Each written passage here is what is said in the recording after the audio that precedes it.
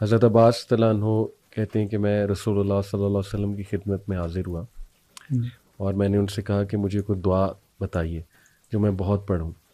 تو رسول اللہ صلی اللہ علیہ وسلم نے کہا کہ آپ چچا بھی ہیں میرے، انہیں مخاطب کر کے کہا کہ اے میرے چچا آپ یہ دعا پڑھا کریں، اللہم انی اسألک المعافاۃ فی الدنیا والآخرہ. تو اس میں عافیت کا تذکرہ ہے. بلکہ حضرت عباس کہتے ہیں میں پھر آیا تو دوبارہ سے انہوں نے مجھے یہی دعا سکھائی.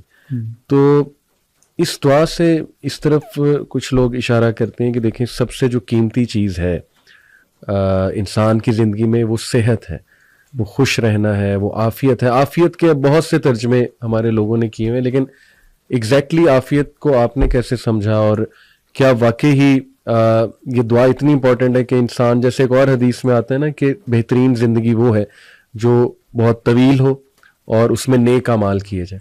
تو لانجیوٹی پہ بہت آج کل بات ہوتی ہے. جیپنیز کی مثال دی جاتی ہے کہ دیکھو ان کی عمریں بہت زیادہ ہیں.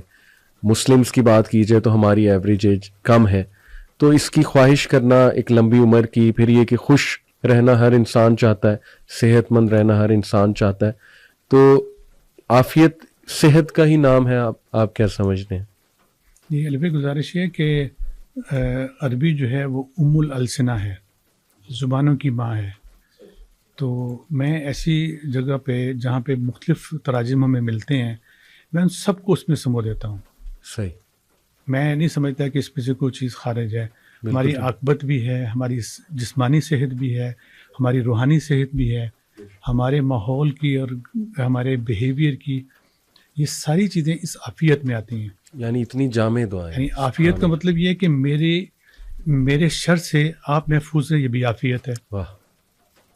میرے اپنے ہی شر سے میں بھی محفوظ رہوں، صحیح، وہ بھی عافیت ہے. کیا بات. میری جو صحت ہے کہ میں کوئی بیماری میرے اوپر غلبہ نہ پائے، یہ بھی عافیت ہے. بالکل ٹھیک. میری سوچوں کی پازیٹیوٹی بھی عافیت ہے. تو اس لیے عافیت ایک بڑا ہی وسیع لفظ ہے. صحیح. اور اسی طرح عربی کے جتنے بھی لفظ ہیں بڑے وسعت رکھتے ہیں. اس میں ایک آدھ ترجمہ کر کے بخل نہیں کرنا چاہیے. بالکل صحیح. تو وسیع القلبی سے سب چیزوں کو سوچنا چاہیے. تو اس لیے سارے ہی تراجم اس کے اندر آ جاتے ہیں. بالکل. دنیا بھی آتی ہے اور آخرت بھی آتی ہے. کیا بات. تو اس لیے نبی کریم نے فرمایا نا کہ ہمیں دعا کی جو تلقین کی گئی وہ کیا ہے؟ ربنا آتنا فی الدنیا حسنہ وفی الآخرۃ حسنہ وقنا عذاب النار. تو یہ جو دنیا اور آخرت کی جو بھلائیاں وہ بھی اسی عافیت میں آتی ہیں. صحیح صحیح. تو اس لیے ہمیں طبی نقطہ نظر سے ہم دیکھتے ہیں کہ صرف جسم جو ہے اس کی ہمارے تمام آرگنز کی فزیالوجی ٹھیک ہو، یہ عافیت ہے. فار ایگزامپل کہ اگر پینکریاز جو ہیں وہ انسولین پیدا کر رہے ہیں تو یہ عافیت ہے. واہ. اسی طرح اگر آپ کی تھائرائڈ جو ہیں وہ اگر تھائروکسن پیدا کر رہے ہیں پراپر ٹھیک سے تو وہ عافیت ہے. امیزنگ. تو اس طرح ہر عضو جو ہے نا وہ جو صحیح کام کر رہا ہے وہ عافیت ہے.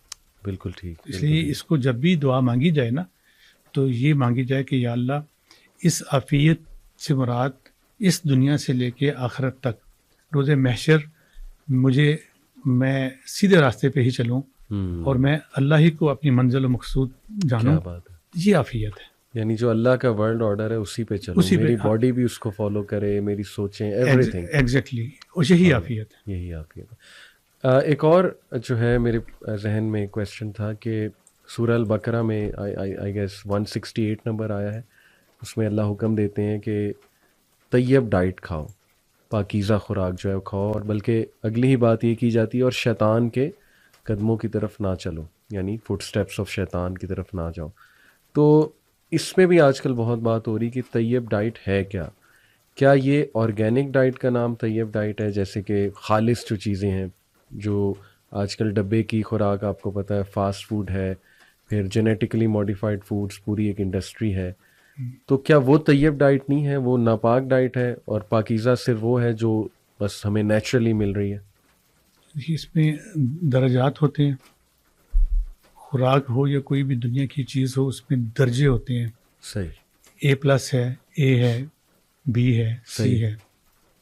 تو طیب کا پھر وہی معنی، عربی کا لفظ، اس کا معنی عام طور پہ عرب جب کسی سے پوچھتے نا کہ کیف حال ہو، تمہارا حال، تمہاری طبیعت کیسی ہے، تو آگے سے جواب حسن بھی کہتے ہیں، طیب بھی کہتے ہیں. جی ایسے ہی. اب طیب کا مطلب کیا ہے؟ کہ انسان کا جو جسم ہے وہ اچھی حالت میں ہے. تو ایک تو ہم اس سے یہ ترجمہ لیتے ہیں کہ اگر غذا تازہ ہے، عمدہ ہے، وہ طیب ہے. صحیح. اگر وہ باسی ہے تو وہ غیر طیب ہے. باسی چیز جو ہے وہ اپنی بہت ساری چیزیں وقت سے کھو دیتی ہے. صحیح.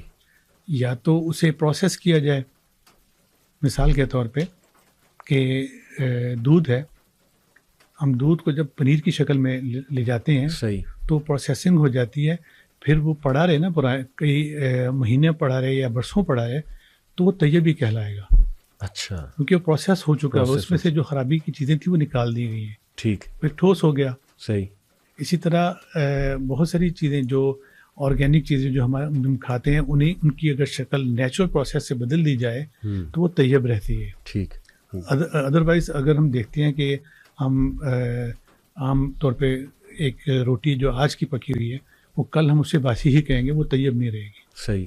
تو اس لیے غذا کے حوالے سے تو یہی ہے کہ اس کے گریڈ میں فرق آ جاتا ہے. اب جہاں تک آپ کے سوال کا دوسرا تعلق ہے کہ کیا جو نان آرگینک ہیں یا جو جینیٹیکلی پروڈیوس جو ہیں غذائیں ہیں، یہ پھر سیکنڈ کیٹیگری میں آئیں گی. یہ اے پلس میں نہیں رہیں گی. صحیح. ہیں تو وہ طیب، لیکن ان کا گریڈ وہ نہیں ہے. کس حوالے سے گریڈ وہ نہیں؟ یعنی فوائد کے حوالے سے؟ فوائد کے حوالے سے. صحیح.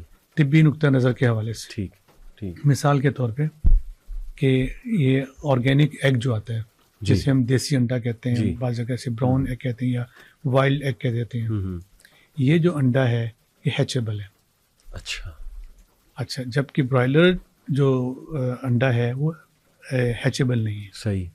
اچھا. اب اس میں کیا فرق ہے؟ میں باقی سائنس کی کوئی اور بات ہی نہیں کروں گا، صرف نتائج کو آپ کے سامنے رکھوں گا کہ ایک انڈا جو ہے وہ اگلا پروڈکشن کی صلاحیت ہی نہیں رکھتا.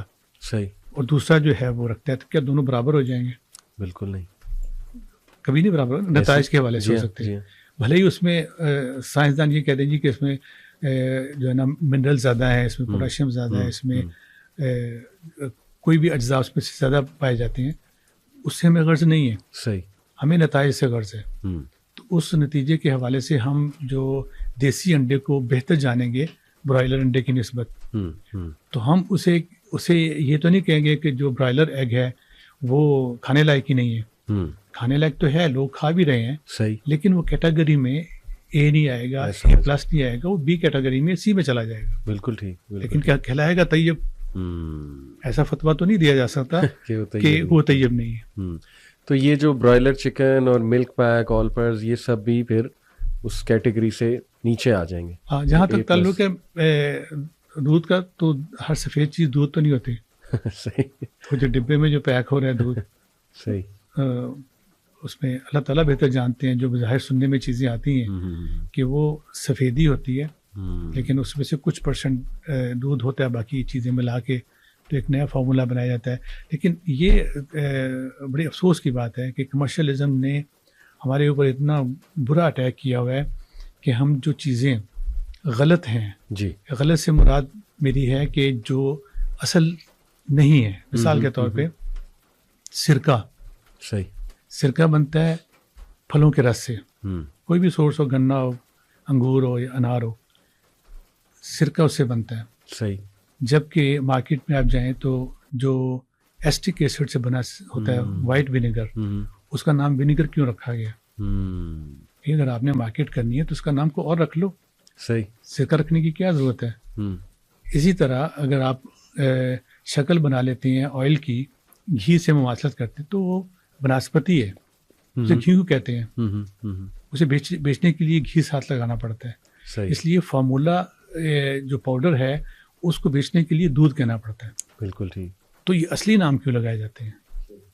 یہ کمرشلزم کا ایک بہت بڑا وار ہے کہ جو چیزیں نان آرگینک یا فارمولیٹڈ ہوتی ہیں انہیں کو اصل کا نام دے کے تو بیچ دیا جاتا ہے، تو لوگ پھر وہی سمجھ کے کھانا شروع کر دیتے ہیں.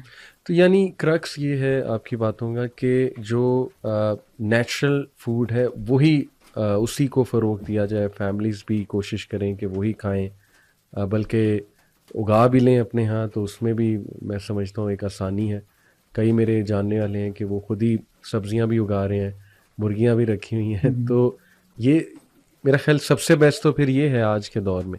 ہاں میں تو یہ مناسب سمجھوں گا کہ جو لوگ نیچرلی پیدا ہوئے ہیں نا جی انہیں نیچر ہی کی چیزیں لینی چاہیے, اور جو ان نیچرل طریقے سے ٹیسٹ ٹیوب بیبیز بن کے آئے ہیں دنیا میں وہ پھر ویسی خوراک کھا لیں, کیونکہ ان کی اپنی نیچر جو ہے وہ صحیح ان کی پیدائشی نیچر کے اوپر نہیں ہے. تو ایک انسان تو فطری طریقے سے پیدا ہوا ہے, تو فطرت چیز جو طیب کے لیے ہوتی ہے, صحیح, غیر طیب کے لیے ہوتی ہے, یہ تو فطرت ہے نا. بالکل فطرت ہے. تو اس لیے ہمیں تو یہی چیز فالو کرنی چاہیے کہ جو معاشرے میں جو فطری اجزاء پائے جاتے ہیں وہ کھانے پینے سے متعلق ہو یا کوئی اور بھی, صحیح, تو وہ ہمیں وہی اختیار کرنی چاہیے. ہماری طبیعت اس طرف مائل رہتی ہے اور صحت کی بحالی کے لیے یہ چیزیں معاون ہوتی ہیں. اور دیکھیں یہ کوئی لوگ کہتے ہیں نا نہیں جی بہت مہنگی ہیں وہ چیزیں, آپ کمپیئر کریں KFC کی ڈیلز کے ساتھ, مطلب وہ نٹس کو جو بادام ہیں اور باقی چیزیں ہیں, انجیر ہے اس کے کتنے فائدے ہیں, کھجور ہے, تو موازنہ کیا جائے تو کوئی فرق تو نہیں ہے پرائسز میں. لوگوں نے ایک ہوا بنایا کہ نہیں وہ تو بہت مہنگا لائف سٹائل ہے, اگر ہم اس طرف چلے جائیں گے. دودھ بہت مہنگا ہو گیا, تو آل پر 1 لیٹر میرے خیال کو 275 کا مل رہا ہے, اور 1.5 لیٹر جو ہے وہ شاید 350 سے بھی اوپر پہنچا ہوا ہے. تو مہنگا تو اصل میں مجھے لگتا ہے وہ ہے جو دوسری والی سائڈ ہے. علی بھائی گزارش ہے کہ اگر تو ہم سنت پہ عمل کریں تو ہمارے بہت سارے مسئلے حل ہو جاتے ہیں. نبی نے فرمایا کہ اگر کسی کو کھانا کھانا تو وہ اتنا کھائے کہ جس سے کمر سیدھی رہے, اگر زیادہ ہی کھانا ہے تو 3 حصے کر لے. صحیح, پیٹ کا ایک حصہ ٹھوس غذا کے لیے رکھ لے, پانی کے لیے رکھ لے, ایک سانس کے لیے رکھ لے. صحیح, یہی ہمیں رہنمائی ملی نا. ایسے ہی. تو آپ یہ مجھے بتائیں کہ اگر تیسرا حصہ ہم لیتے ہیں تو وہ آرگینک چیزیں اگر لیں, مہنگی بھی ملیں بالفرض ایز کمپیئر ٹو جو آرٹیفیشیل ہیں, صحیح, تو وہ سنت کے مطابق کھائیں گے تو وہ آپ کے لیے افورڈیبل رہے گی. ٹھیک. ہم لوگ کوانٹٹی جو ہے نا وہ زیادہ لیتے ہیں, اسٹفنگ کرتے ہیں, تو جب کہ بھوک ابھی باقی ہو تو چھوڑ دینا چاہیے. صحیح. تو یہی چیزیں ہمیں مور دین انف ہو جائیں گی. بالکل ایسے ہی ہے, لیکن یہاں تو بفیز چل رہے ہیں.